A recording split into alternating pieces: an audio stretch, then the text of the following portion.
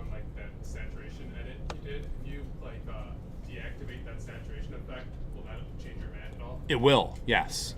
Okay, so just a quick update.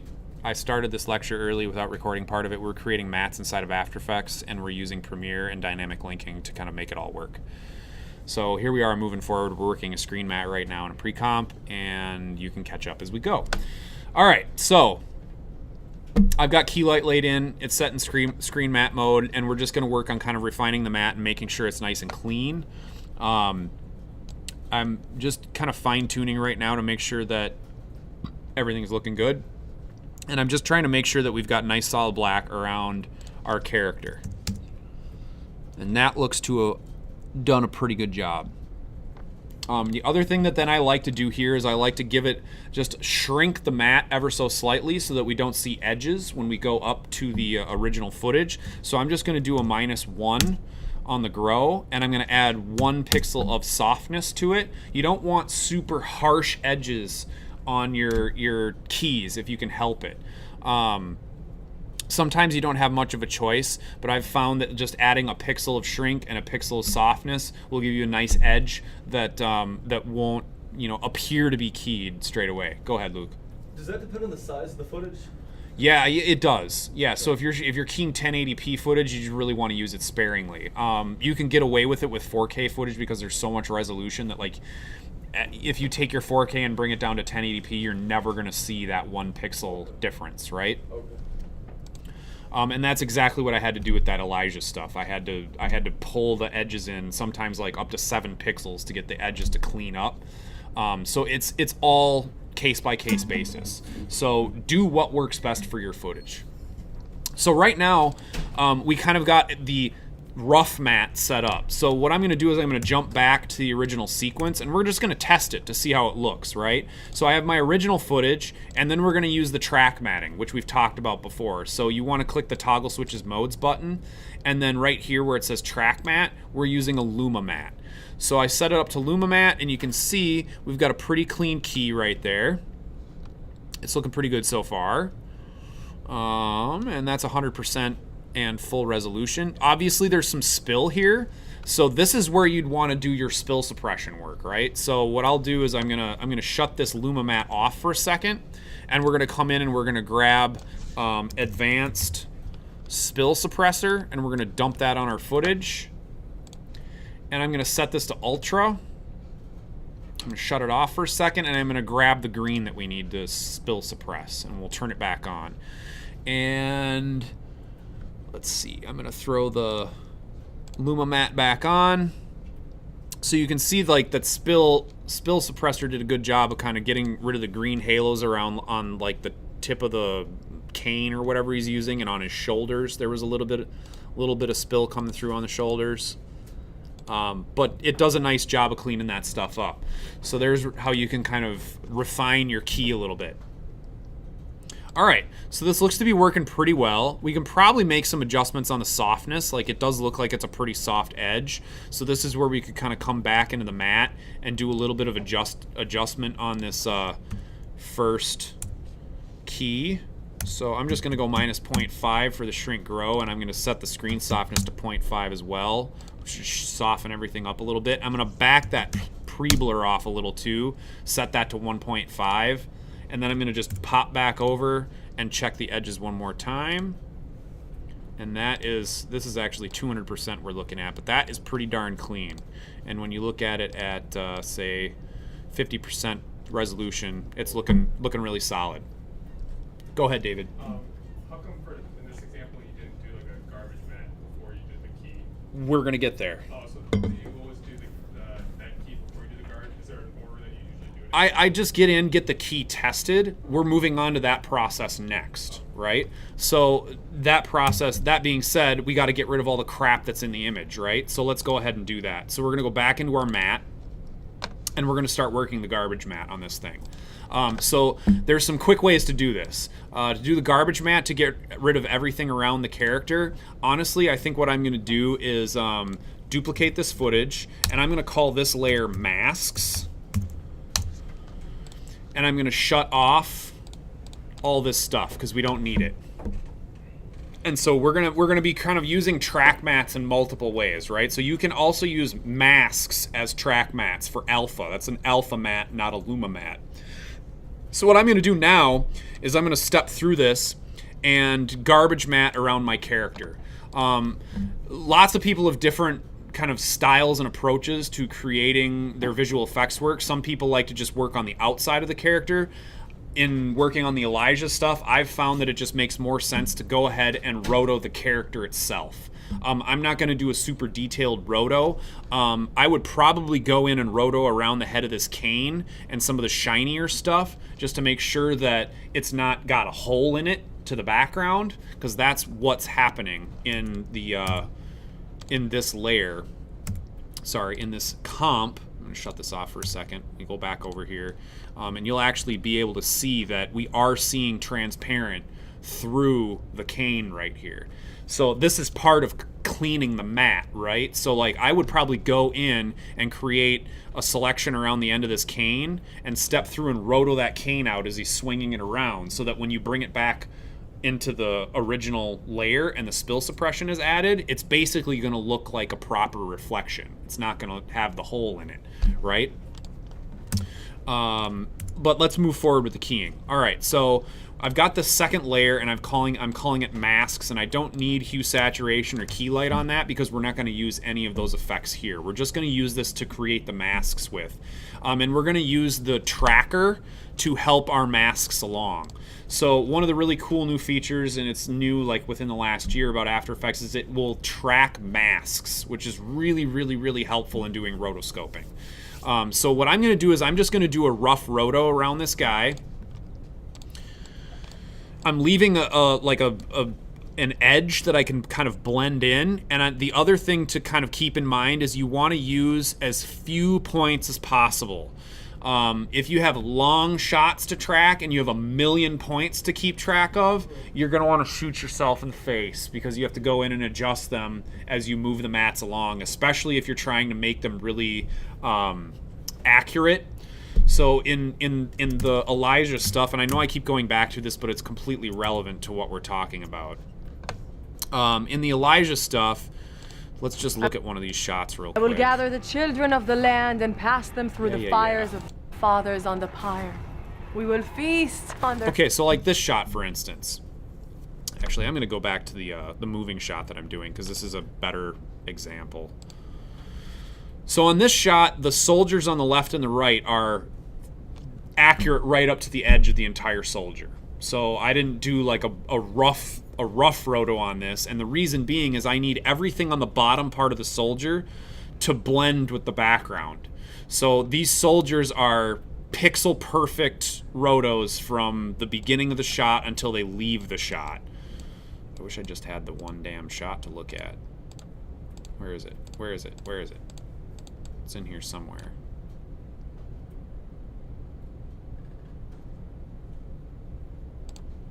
Yeah, so as you come into this shot, you know, I started right away at the beginning, but it's like I said, right up to the edge of the character, rotoed through the whole way, and I used the mask tracker to track and help me out. Basically what I do with that mask tracker is it's not perfect, so I go about 5 frames and then I adjust every single point, and then 5 frames and adjust every single point. And I just work that until we get through all the footage. And it is tedious. I will not mince words about it. It's tedious freaking work. I spent 5 hours last night on this shot. I got the left soldier rotoed, the right soldier rotoed, and I've got about 2/3 of Amikai, this character. I've got about 2/3 of him rotoed, but I still need to go in and do the hands and a bunch of crap to make the rotos work perfect. Fortunately, the footage that we have is much better. So it's going to key cleaner. The edges are going to be cleaner. You don't have to get quite as nitty-gritty with cleaning up and doing a perfect character roto around this guy and spending tons of time on it. So I'm going to kind of just set some points in here. And I'm trying to just use as few points as possible. I know he's going to swing this cane. So depending on how much of this roto you need to do, you might want to split this up into multiple masks rather than just doing one mask. You do a mask for the body and a mask for the arm. Go for it, Luke. Do you ever really use straight lines for a rotoscope? Because I noticed, except for the end point, you curved it every single. I almost exclusively use curves on Okay. everything. Yeah. And the reason is just they're more manipulable. Or? Well, you can do more with fewer points. Okay. Right? So you can do complex compound curves by using the handles, whereas if you did it all with like straight points, you'd have to go in and click around those edges. So just for your own sanity, the fewer points that you can use, the better. Like on this shot, the hands are a super bitch because they're really detailed, and I was up there at 800% zoomed in, going around the hands with a bunch of compound curve points. But I mean, there's probably 15 to 20 points just on those hands alone. So going in and making sure you're accurate but not killing yourself with a million points to edit is going to be helpful. So I'm trying to keep the point count low. The other thing I'm going to do is I'm going to work on these masks without actually seeing the mask. I don't need to see the mask. I just need the mask to be around the character, and I'll track the mask forward. So here we go. We've got the character set up with a rough kind of garbage mat, and I'm going to use my my mask tracker to kind of track this mask forward, and I'm just going to adjust as I go. So you can see right away that that cane is not really tracking super good. But I'm going to come in here and start fixing some things already and just moving through and making sure that we get clean edges on everything. Okay, so that's all good. And I'm just going to step forward and kind of take a little time with this and just adjust as I go. This is the boring part. This is the tedious part. This is the part where you turn on your favorite music and just kind of zone out. And let the roto kind of do its work. So I'm going to step forward again, just check, make sure that everything's clean, that we're not cutting off any pieces of the character. Go ahead, Cameron. Is there a hotkey for going frame by, like I know there's a hotkey to go frame by frame. It's page down. Page down or command right and left? Yeah, but I mean to add a keyframe. No, I'm just clicking the. I honestly, I'm gonna just say I don't know. I don't know if there's like a tracker key forward hotkey. There probably is. There's like a million billion hotkeys in After Effects. Head to Adobe.com. They have a hotkey list for After Effects, so that might be one that's in there. But it's just something you got to check on. Sometimes you can create ones that don't exist also. Like sometimes they have functions that don't have shortcuts. Right. Yeah, you could go in and you could create your own too. So again, I'm just stepping through this, kind of working the mat, making sure that like we don't want the points to kind of intersect any of this stuff over here. I'm going to get through like 1 second and then I'll kind of show you the results and we can move forward. So, and then we'll track forward.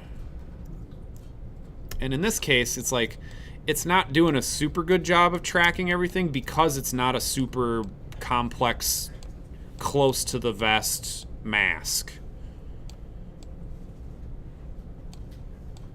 So I'm just going to keep kind of moving forward. But you can see it does kind of shift the mask around for you.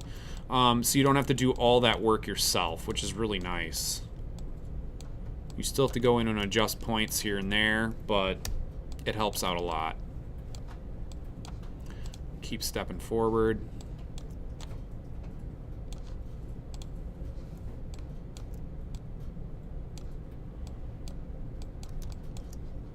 All looks good.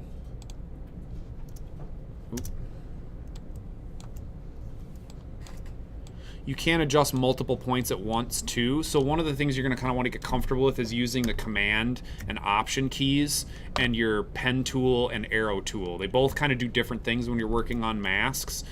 So when I'm selecting multiple points, I'm holding the command tool and then just dragging those multiple points around. If you say wanted to select the whole mask, you can use the arrow tool and then hold Alt and click on a point, and it will select all the points in the mask, so you can move everything at once rather than trying to do pieces at a time.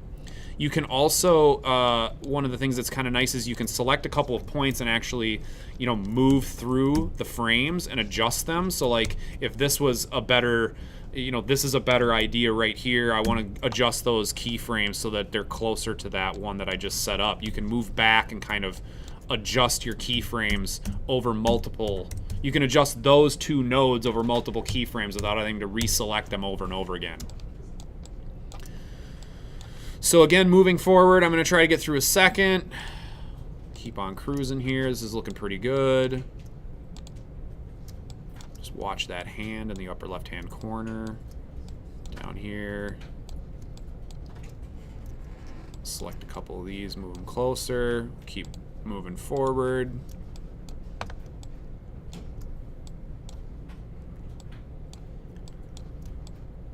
And we're nearly to a second, which is good.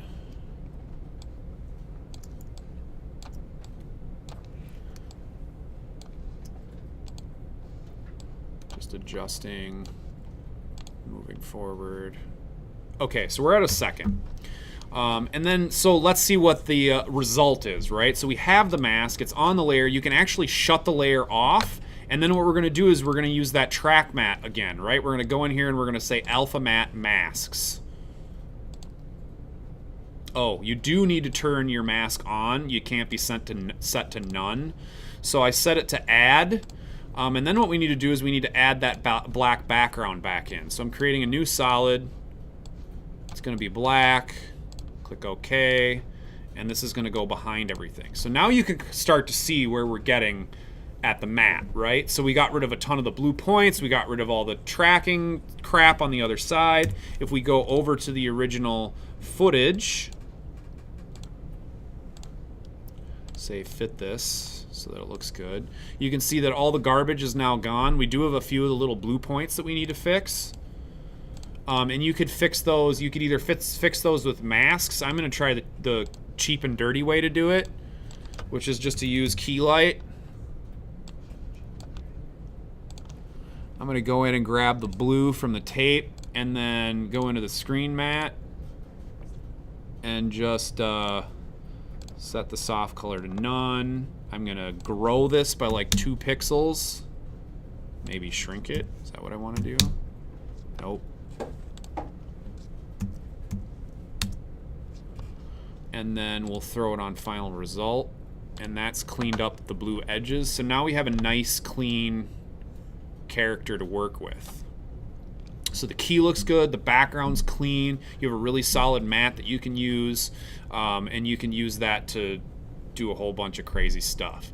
So that's kind of the workflow that I think works really, really well for creating beautiful, clean, keyed shots, right? Especially if you have noisy footage that doesn't work too well. Utilizing that kind of matte workflow is really, really handy. And go ahead, David. So for the how the end of the cane you said was like transparent. Right. So this wouldn't have addressed that part. So Nope, we didn't do that. But if you want to, let's just take a look at it and see what we can do with it. So I'm going to go back in here. I'm going to shut my mask off. You have to remember kind of to turn shit back on. But let's go in and actually work with that cane a little bit. So I'm going to come in here and I'm just going to put a nice close mask around the edge of this cane. Zoom in even further here. Make sure that it's nice and tidy. So here, Luke, you can see how I'm kind of using these simple points to create these compound curves. You know, basically right to the edge of the cane. And I'm going to go up the cane just a little bit and kind of complete the mask. All right, again, then we can set this to none. Select the mask, and then we can go through and we can track this the same way that we did the other one. So with this one, I would probably zoom in a little bit, and then we'll start tracking this forward. So I'll go over to the tracker, and we'll just step forward. And you can see now it actually does a really good job of attaching itself to what you've edited. So this is going to be one of those instances where I would go like 5 frames at a time, do any adjusting that I need to do. And again, this is just to bring that reflection back. So it doesn't have to be absolutely pixel perfect. Close is going to be good enough, but this is it'll be pretty accurate. So we're moving through here, just kind of watching how things progress. You can see that in some areas it does come off a little bit. So I just come in here and kind of adjust things so that everything stays nice and tidy.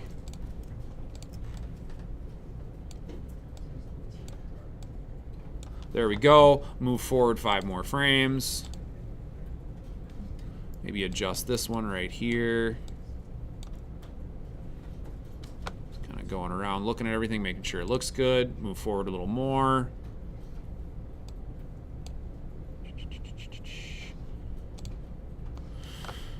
Okay, so we got a little bit of this hot spot right there. I'm not too worried about that hot spot because the key is going to take care of that.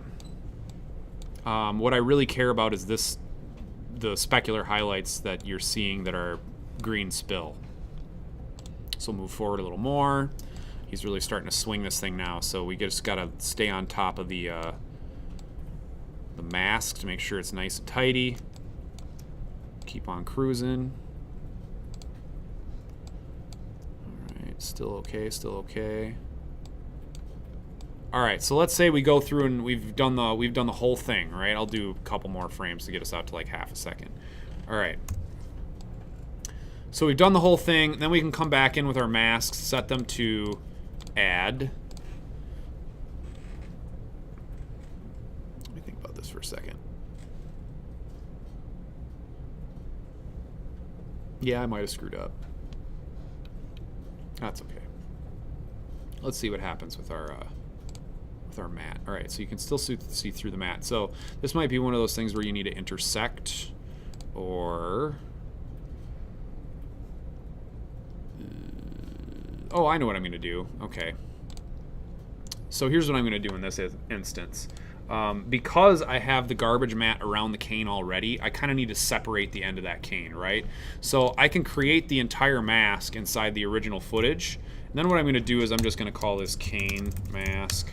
And I'm going to cut it. Create a new layer solid. This time in white. And I'm going to call this cane fix, whatever. Click OK.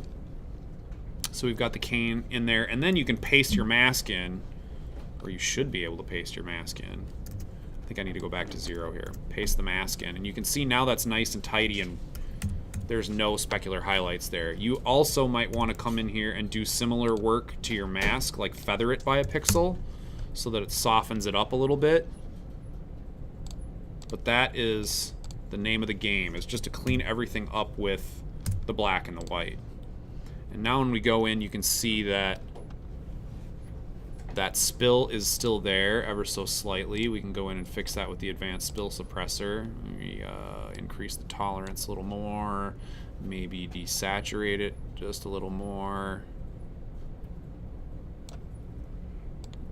Maybe put it after the key light filter.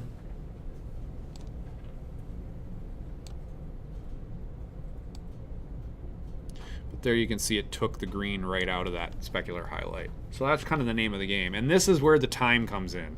Like, this is why frickin' VFX is so damn time consuming, because it's stuff like a stupid specular highlight on the end of your cane that you don't want to see through, that you got to go through and spend an hour rotoscoping the end of the cane out so that it's clean in the final footage. But once you get there, you get really good results, so it's worth the time. So there's our keyed, cleaned footage with a mat and with a master mat, garbage mats, using masks and layers to make it all work out. Does anybody have any questions? So what I'm telling you makes sense, yes? Okay, good. Nobody has any questions, that's a good thing. Go ahead and pause this real quick.